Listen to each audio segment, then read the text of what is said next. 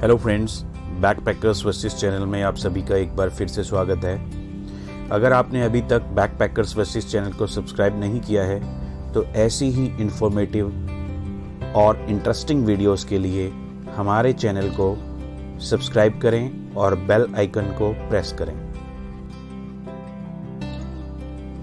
आज हम आपको हार न मानने की जिद, पॉजिटिव एटीट्यूड और महिला संघर्ष की कुछ कहानियों के बारे में बताएंगे। दोस्तों, आप सभी को पता होना चाहिए कि विपरीत परिस्थिति नहीं, इंसान की मानसिकता होती है।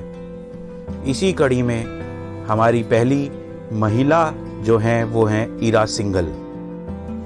मेरठ में जन्मी ईरा को बचपन से ही स्कोलियोसिस ऑफ स्पाइन नाम की एक बीमारी है।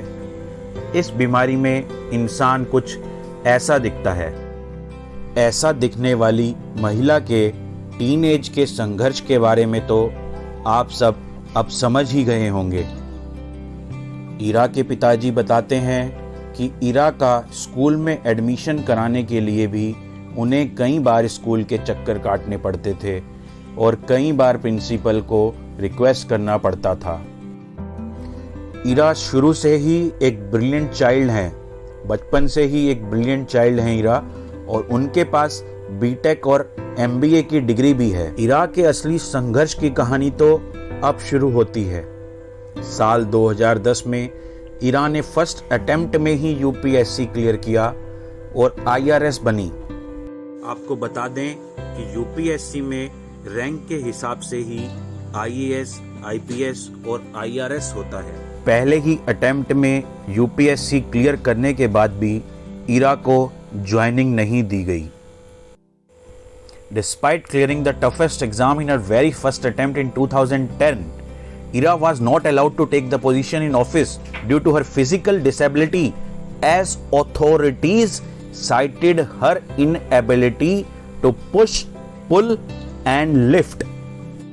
अब आप सोच रहे होंगे कि फर्स्ट अटेम्प्ट में भी यूपीएससी क्लियर करने के बाद ईरा को ज्वाइनिंग क्यों नहीं दी गई। ईरा फर्स्ट अटेम्प्ट में आईआरएस बनी और उनकी किस्मत, आईआरएस में लिस्ट ऑफ डिसेबिलिटीज में इनकी बीमारी आती है और इनको इस बीमारी की वजह से आईआरएस के लिए अनफिट करार दे दिया गया। बदकिस्मती ने ईरा का साथ यहीं नहीं छोड़ा और 2010, 2011, 2013 तीनों अटेम्प्ट में पास होने के बाद भी ईरा को आईआरएस ही मिला। ईरा आईआरएस के लिए तो सुटेबल थी नहीं, बट आईएएस के लिए फिट थी, लेकिन तीनों अटेम्प्ट में उनको आईआरएस ही मिला। अब ईरा पूरी तरह से टूट चुकी थी। उन्होंने अपनी 4 साल की मेहनत के सारे नोट्स भी डिलीट कर दिए थे।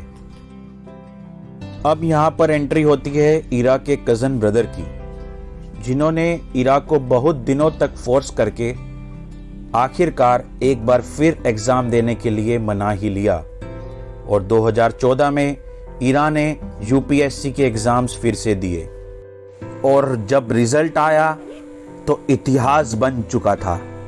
जी हाँ दोस्तों, ईरा सिंघल ने यूपीएससी 2014 में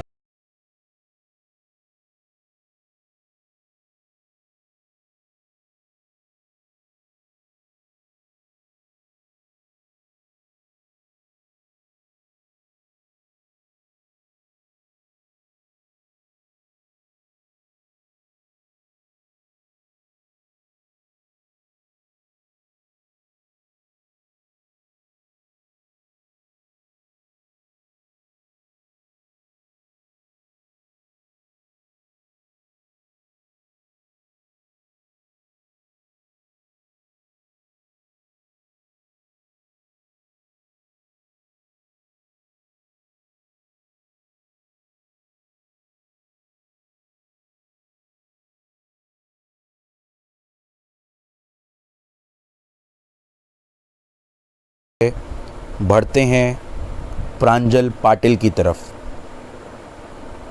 ईरा को हमारा नमन। अब चले प्रांजल पाटिल की तरफ।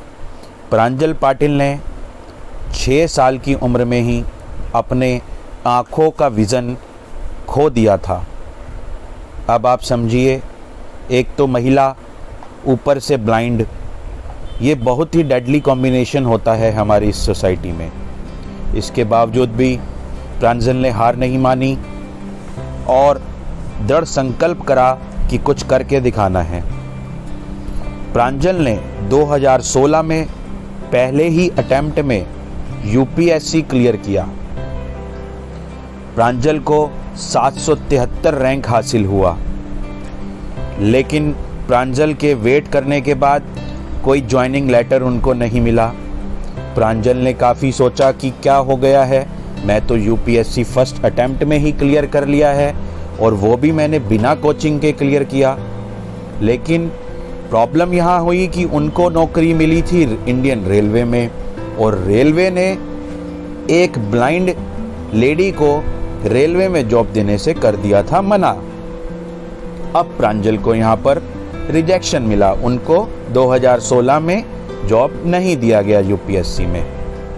अब प्रांजल ने 2018 में दोबारा यूपीएससी का एग्ज़ाम्स दिया और इस बार जो प्रांजल की रैंक आई वो थी 124।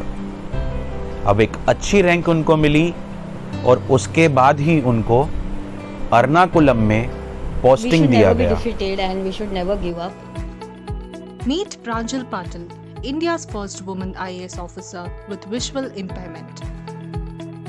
Pranjal took charge as Sub-Collector and Revenue Divisional Officer of Thiruvananthapuram district.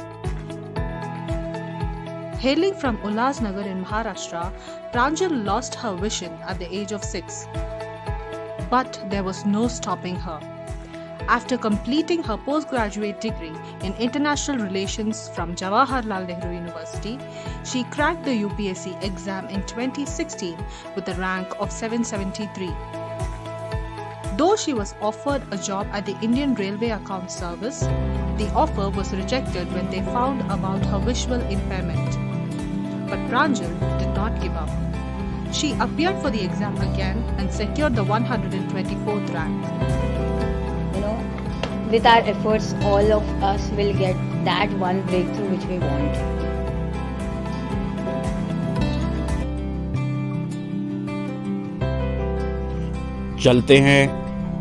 चलते हैं महिला संघर्ष की तीसरी कहानी की ओर। ये है 3 फीट की आरती डोगरा। 3 फीट की आरती डोगरा के बारे में हम आपको बताएंगे, लेकिन विस्तार पूर्वक, एक्चुअली वीडियो थोड़ा ज़्यादा लंबा हो गया है, तो विस्तार पूर्वक जानकारी इनके बारे में हम आपको अगली वीडियो में देंगे। हम आपको सिर्फ अभी इतना बता देते हैं कि इन्होंने फर्स्ट अटेम्प्ट में ही यूपीएससी निकाला। फर्स्ट अटेम्प्ट में यूपीएससी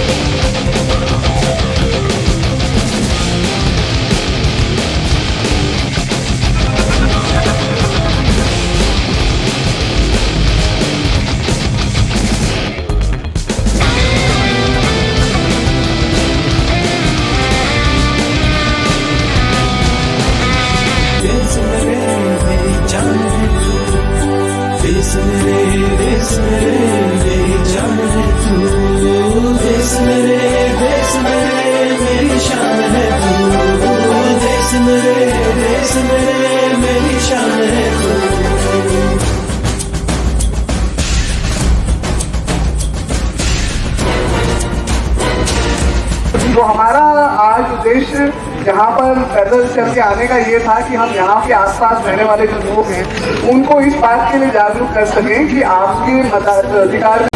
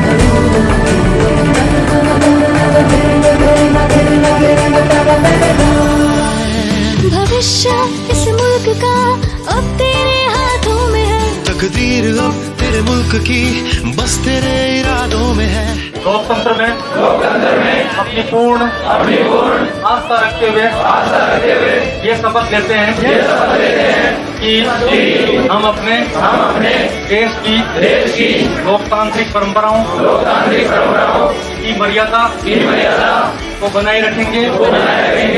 तेरे मुल्क को हरदम तेरा साथ है।